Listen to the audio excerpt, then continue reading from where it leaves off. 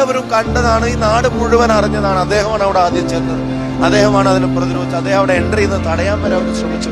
എന്നിട്ടും അവിടെ എത്തിച്ചേർന്നൊക്കെ അദ്ദേഹം പറയുന്നു. അപ്പം യഥാർത്ഥത്തിൽ ആന്റി BJP ഫോഴ്സ് എന്ന് പറയുന്നത്, കോംപ്രമൈസിംഗ് ഫോഴ്സ് എന്ന് പറയുന്നത് കോൺഗ്രസ് ആണ്.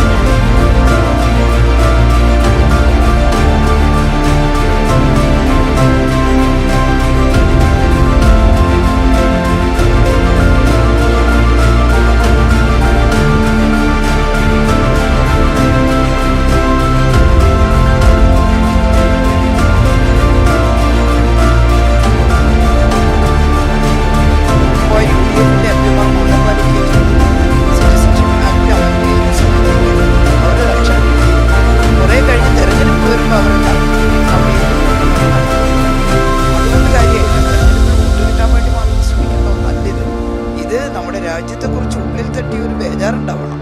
രാജ്യം തകർന്നു പോകുമോ എന്നുള്ളത്. അത് രാജ്യസ്നേഹമാണ്. ആ രാജ്യസ്നേഹം ഏറ്റവും നന്നായി പ്രകടിപ്പിക്കുന്നത് ഇടതുപക്ഷമാണ്.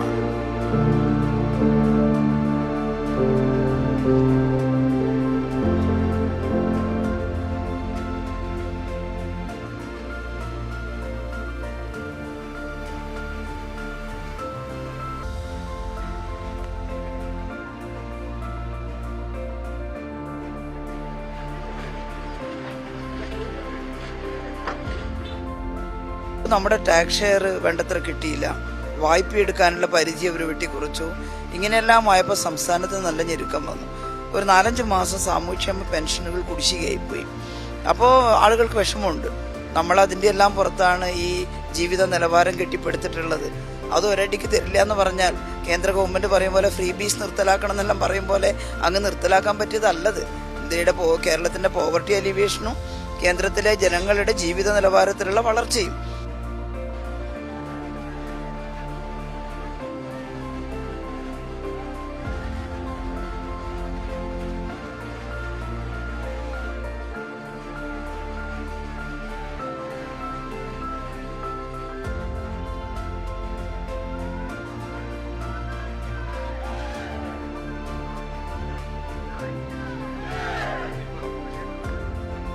വടകരയ്ക്ക് എന്തെങ്കിലും കിട്ടിയിട്ടുണ്ടെങ്കിൽ അത് നരേന്ദ്രമോദി കൊടുത്തത് മാത്രമാണ്. ഇവിടുത്തെ നാഷണൽ ഹൈവേയുടെ വികസനം നരേന്ദ്രമോദിയുടെ പദ്ധതിയാണ്. റെയിൽവേ സ്റ്റേഷനുകൾ നവീകരിക്കപ്പെടുന്നു നരേന്ദ്രമോദിജിയാണ്. ശതകോടിക്കണക്കിന് രൂപയാണ് ആശുപത്രികളുടെ അടിസ്ഥാന വികസനത്തിന് വേണ്ടി നരേന്ദ്രമോദി കൊടുത്തിരിക്കുന്നത്. വടകരയിൽ വോട്ടർമാർക്ക് എന്തെങ്കിലും കിട്ടിയത് നരേന്ദ്രമോദിയുടെ മാത്രമാണ്.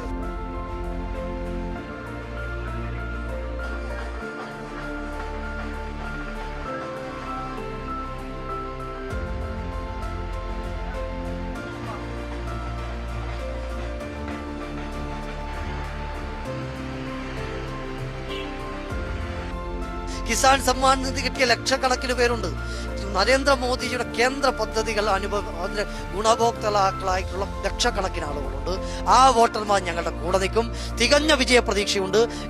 നരേന്ദ്രമോദിജി ആവശ്യപ്പെട്ട 2 അക്കത്തിൽ ഒരു സീറ്റ് വടകര എന്ന് തന്നെയായിരിക്കും. ജയിച്ചു കയറും ഉറപ്പാണ്.